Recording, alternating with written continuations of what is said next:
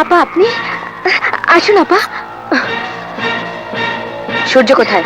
ও তো বাসায় নেই, আপনি ভেতরে আসুন। সূর্য বাসায় এলে বলবে সে যেন আমার সাথে দেখা করে, নয়তো ওর কপালে শনি আছে। আপা আপা, আপনার সাথে আমার কথা আছে, আপনি ভেতরে আসুন প্লিজ। তুমি আমার হাত ছেড়ে দাও। না আপা, আমার কথা না শুনে আপনি যেতে পারবেন না। হাত ছাড়ো বলছি। জি না, আমি ছাড়বো না। ছেড়ে দাও বলছি। না।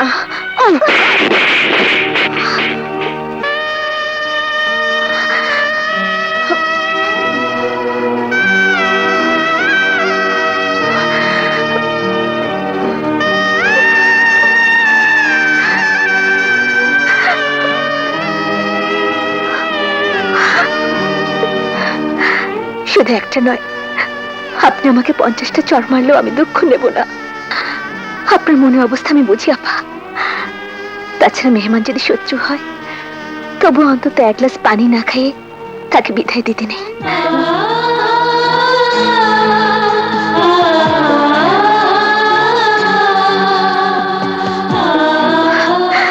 আমি কি আপনাকে দাওয়াত করে এনেছি? আপনি এসেছেন আপনার ইচ্ছায়, যাবেন আমার ইচ্ছায়।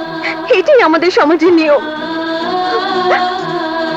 আসুন আপা, এক গ্লাস পানি হলো মুখে দেবেন, তারপর যাবেন। আসুন আসুন।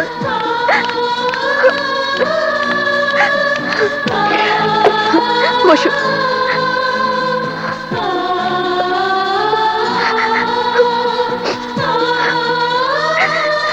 চাকরানি বলে আমার উপর সবার এত ক্ষোভ। আমিও যদি হতাম আপনার মতো কোনো ব্যারিস্টার কিংবা বিচারপতির মেয়ে, তাহলে হয়তো আপনি আমার গালে চড় মারার সাহস পেতেন না। কিন্তু চাকরানি হয়তো কেউ জন্ম নেয় না, মানুষেরই সব মানুষ জন্ম নেয়।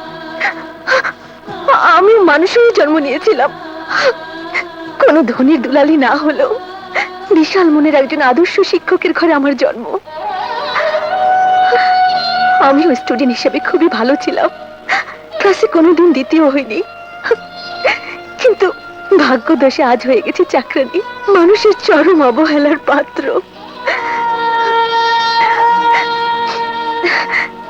সরি আপা, আপনাকে বসিয়ে রেখে বকবক করছি। আপনার পায়ে পড়ি আপা, আপনি চলে যাবেন না। আমি শুধু এক কাপ চা করব। আচ্ছা ঠিক আছে, আমি যাব না।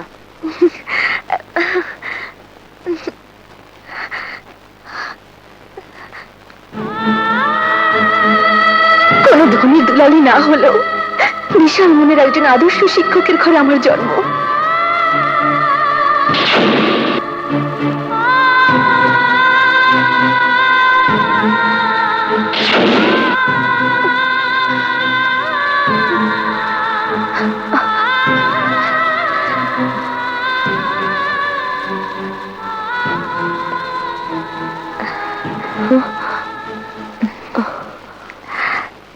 আপা, একটা বিস্কিট নেন।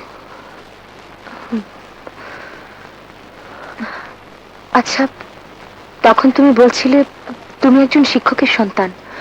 তোমার বাবা কোথাকার শিক্ষক ছিলেন? ঢাকার কালাচাঁদপুরে। তোমার বাবার নাম কি? মোহাম্মদ আব্দুল সাত্তার, সবাই চিনতো সাত্তার মাস্টার বলে। এক দুর্ঘটনায় আব্বা মারা যান। আব্বার সাথে বড় আপু ছিল, তার লাশের সন্ধান পাওয়া যায়নি। আপু ট্যালেন্টপুরে বৃত্তি পেয়েছিল তো, আব্বা তার জন্য ঘড়ি কিনতে গিয়েছিলেন। আরে সব সময় তুমি শুধু হিসেব করো, হিসেব করে কি আর দুনিয়া চলে? আমার মেয়ে ট্যালেন্ট পুলে বৃত্তি পেয়েছে, আমি পারলে আমার কলিজাটা ছিঁড়ে ওকে দিয়ে দিই। একটা দামি ঘড়ি চেয়েছে, এমন কি চেয়েছে আমার মেয়ে? দরকার হলে 1 মাস কম খাবো। খুব মজা তাই না? আব্বু আমাকে নতুন ঘড়ি কিনে দেবে। আপু টাটা।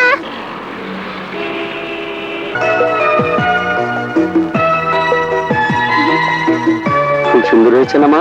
হ্যাঁ, খুব সুন্দর।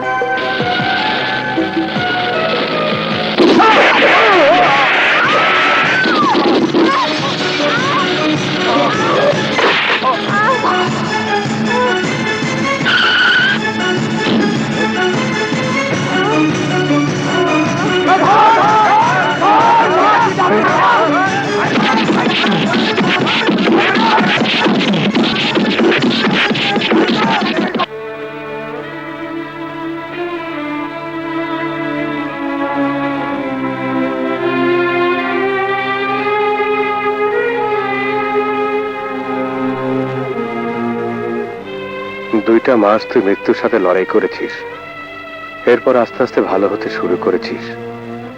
তাও 1 মাস শুধু ফ্যাল ফ্যাল করে তাকিয়ে থাকতি, কথা বলতে পারিসনি। এখন বলতো মা, তোর বাবার নাম, বাসার ঠিকানা এগুলো তোর মনে আছে?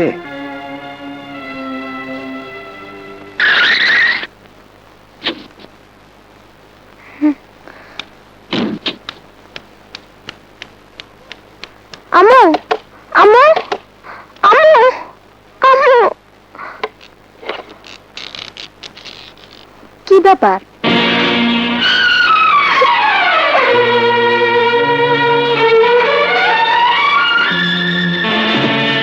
আমি দেখছি। আচ্ছা, এটা সাত্তার মাস্টারের বাসা না? না, হ্যাঁ, এই বাসায় ছাত্র মাস্টার থাকেন না? তা তো বলতে পারি না, আমরা এই মাসে উঠছি। তবে শুনছি আগে ভাড়াটিয়া ভাড়া দিতে পারে নাই বলে ঘরের জিনিসপত্র রেখে বাসা ছাইড়া দিছে। ইয়ে, আপনাদের বাড়িওয়ালা কোথায় থাকে? ওই যে আপনার পাশে। হ্যাঁ, ভাড়ার জন্য ঘরের জিনিসপত্র রেখে দিয়েছেন? হ্যাঁ, কেমন মানুষ আপনি? আরে মিয়া, আসল কাহিনী না হুন্না মানুষের খারাপ ভাবেন কেলা। আরে জিনিসপত্র রাহুনের জায়গা না দেখে তো হেরাই সব থুয়ে গেছে গা। পরের জিনিস দিয়া আমি কি করুম? সরি ভাই, ওরা কোথায় গেছে বলতে পারেন? না মিয়া সাব, আমি নিজেই বহুত কষ্টে আছি। পরের কষ্ট কান্দল মুখে এমতে। ছত্তার মাস্টার বহুত বালা লোক আছিল, মগার অ্যাক্সিডেন্টে হের লুয়ে গেছে গা। বালা মানুষ বেশি দিন দুনিয়াতে থাকে না, বুঝছেন?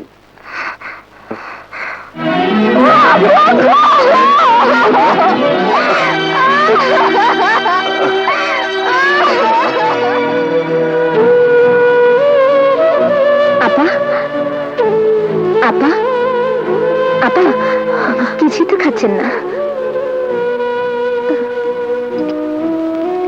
তোমার তো দেখি সব মনে আছে। তখন তুমি কতটুকু?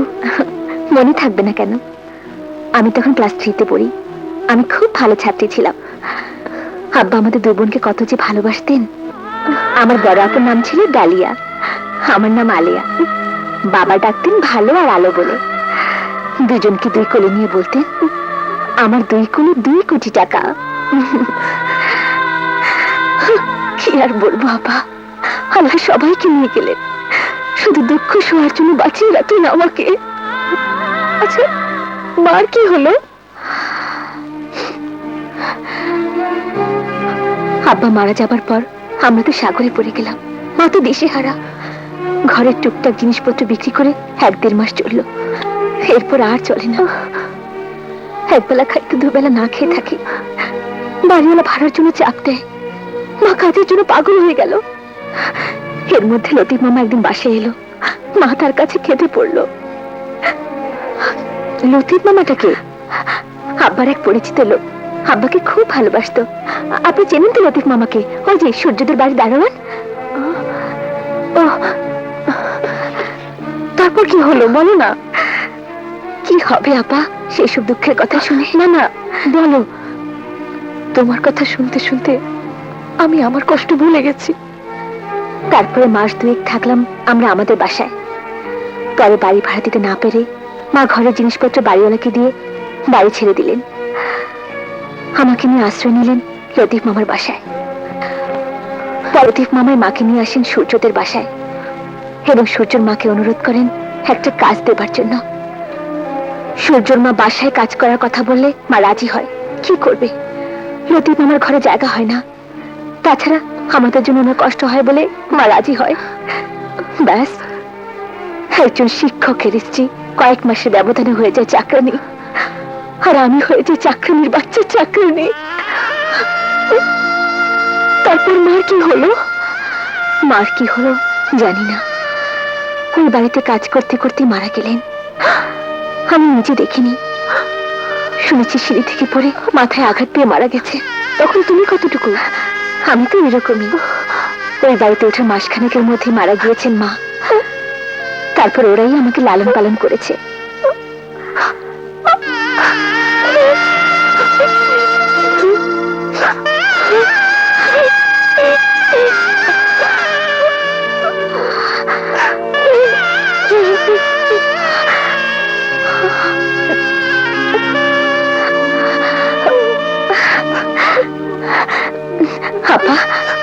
অনেক ভালো মানুষ। অন্যের জীবন কাহিনী শুনে যাদের চোখে পানি আসে তারা সত্যি ভালো মানুষ। সূর্যের মতো আপনারা মানুষের জন্য অনেক দরদ।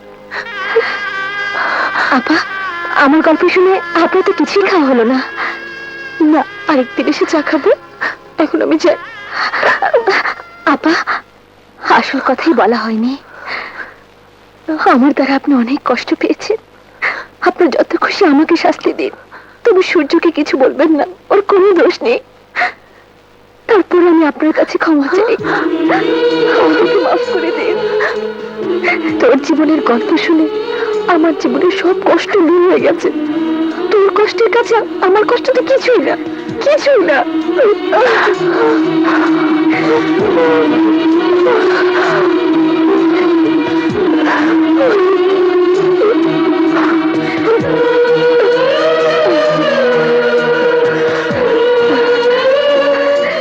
আমি চাই রে আপু, আবার আসবো তোকে দেখতে।